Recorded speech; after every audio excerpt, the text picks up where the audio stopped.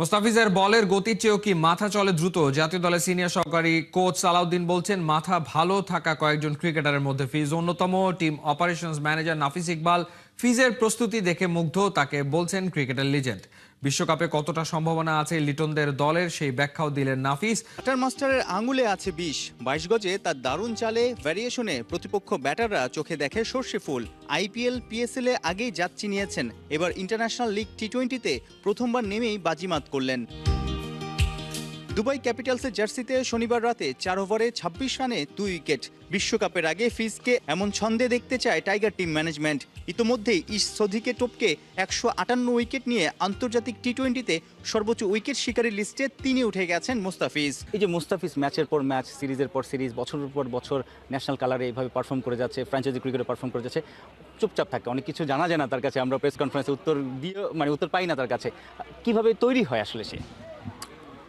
He keep the things very simple. আমার কাছে মনে হয় যে ক্রিকেট যতটুকু আপনি সিম্পল রাখতে পারবেন তত ভালো অ্যাপ্লাই করতে পারবেন। সো ওর ব্যাপারটা এরকমই যে ওর নিজের প্রিপারেশনটা খুবই ভালো রাখে। এটা চুপচাপ থাকে বলে আমরা আওয়াজ পাই না ওর, হয়তো বা আপনি ফেসবুকে বা এইসব জায়গায় আপনি দেখবেন না তার ওয়ার্ক এথিকগুলো, but he keeps the thing very simple. তার যতটুকু করা দরকার সে ততটুকু করে।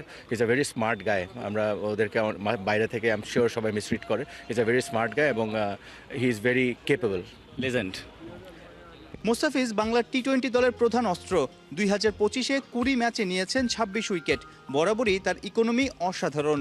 বছর জুড়ে ছোট ফরম্যাটেই মিলেছে বাংলাদেশের বেশি সাফল্য। ঘরে বাইরে মিলিয়ে ৮ সিরিজের ৫টা ট্রফি তো টাইগারদের শোকেসে।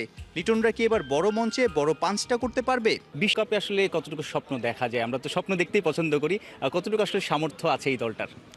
ওয়েল, ওভার ইয়ার যদি আপনি বলেন, আমার মনে হয় যে we have form a good team এবং ওইখান থেকে প্রসেসভাবে এগিয়েছে। ম্যানেজমেন্ট কিছু সিপ অ্যান্ড চেঞ্জ করেছে। সো ওই হিসাবে অ্যাট দ্য মোমেন্ট আপনারা রেজাল্টই আপনাদেরকে বলছে যে আমরা একটা স্টেবিলিটির অবস্থায় আছি। World cup is a big event. আমরা সবসময় চাবো যে বিগ ইভেন্টে যেন আমরা ভালো পারফর্ম করতে পারি। Preparation has been good. বিপিএলের পর যখন আবার একত্র হব তখন বোঝা যাবে যে কী অবস্থায় আছি। বাট আমরা যদি হোপ না করি তাহলে আমরা আগাবো কীভাবে? So we are very hopeful. কোচদের সাথে ক্রিকেটারদের আছে দারুণ ঐক্য। ড্রেসিং রুমেও নেই অস্বস্তিকর কিছু।